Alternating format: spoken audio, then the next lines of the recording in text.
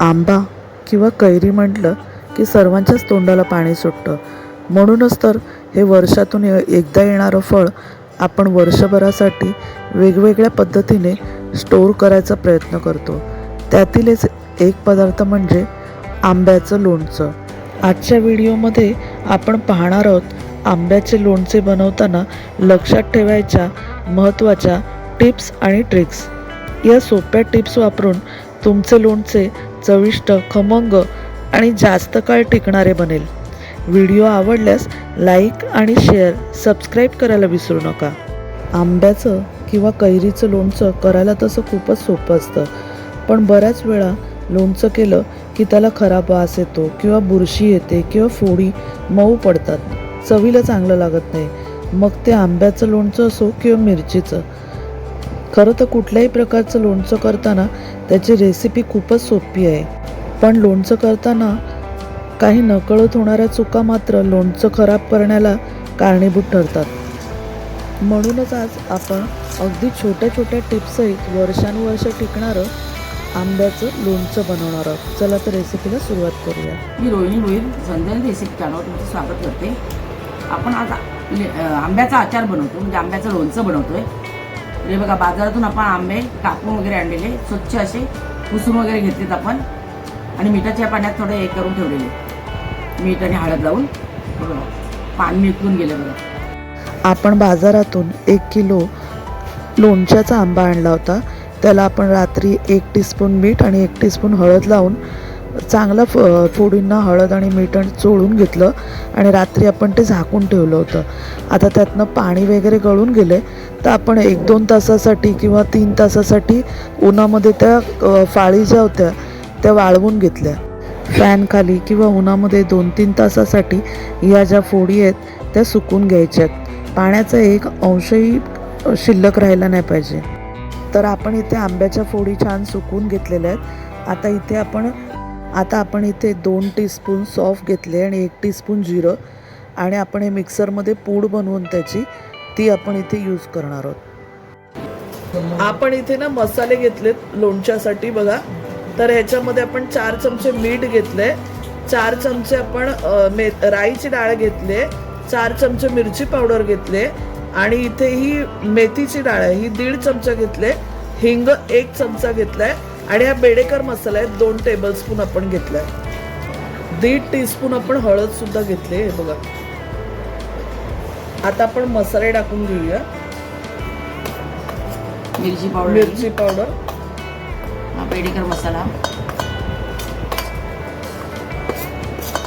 हळद, हिंग,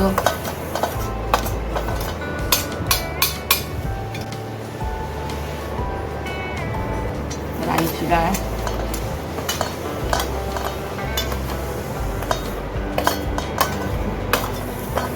मेथीची डाळ, मीठ.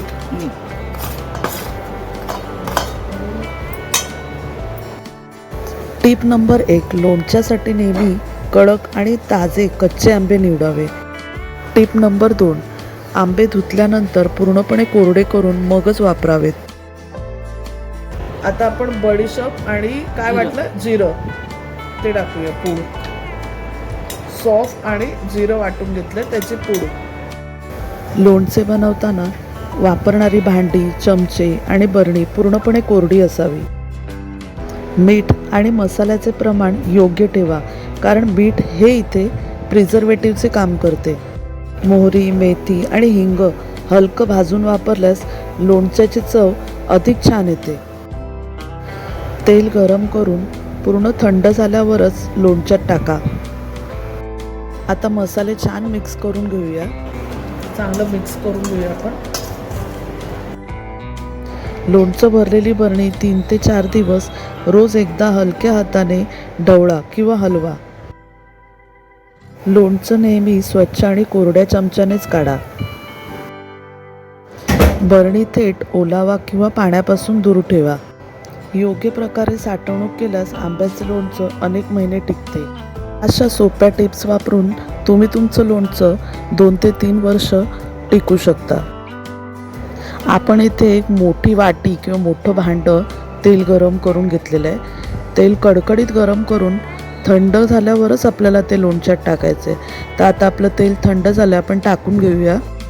आपण यातलं अर्धी वाटी तेल शिल्लक ठेवलं आहे. आता लोणचं छान मिक्स करून घेऊया.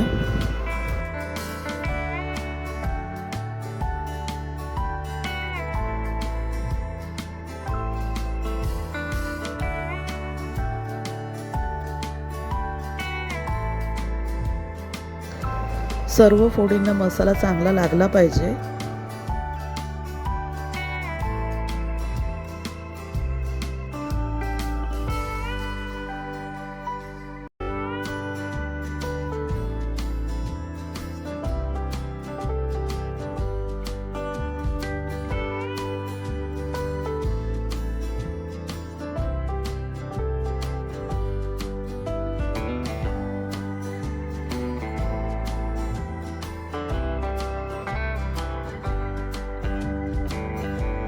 आता एक रात्रीसाठी आपण लोणचं तसंच झाकून ठेवलं होतं आणि दुसऱ्या दिवशी सकाळी छान मस्तपैकी बघा सुगंध सुटला लोणच्याचा.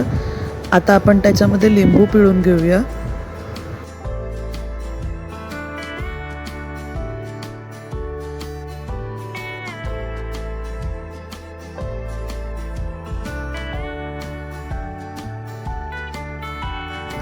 आपण इथे 2 लिंबू पिळून घेणार आहोत. लिंबाच्या बिया काढून घ्यायच्यात आपल्याला.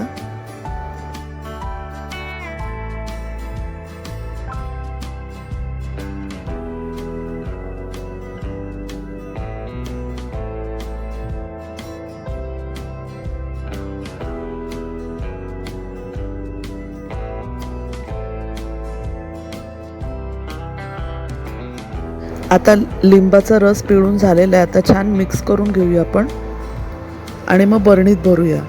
शक्यतो लोणचं काचेच्या बरणीत किंवा चिनी मातीच्या बरणीत भरायचं, त्याने ते जास्त काळ टिकतं.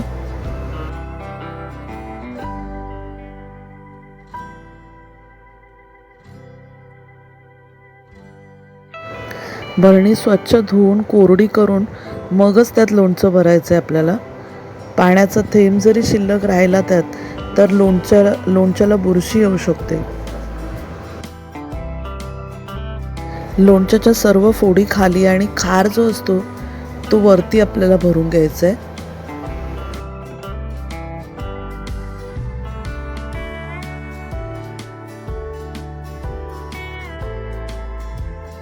लोणचं भरून झाल्यानंतर टिश्यू पेपरनी वर लागलेलं तेल खार पूर्ण पुसून घ्यायचं आहे आपल्याला, कारण जिथे जे खार चिकटलेला असतो वरती बरणीला तिथे बुरशी चढते, म्हणून आपल्याला तो पूर्ण पुसून घ्यायचा आहे. आपण झाकण लावून लोणचं 10 दिवस मुरायला ठेवलं.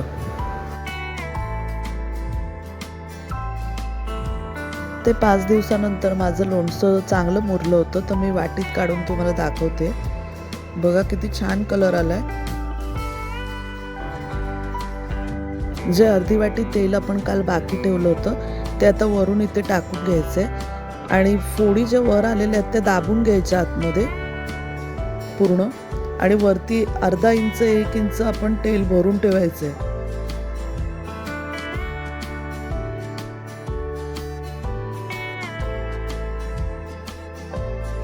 तुम्हाला जर ही रेसिपी आवडली तर नक्की बनवून बघा आणि चॅनलवर नवीन असाल तर चॅनलला सबस्क्राईब करा, रेसिपीला शेअर करा. धन्यवाद.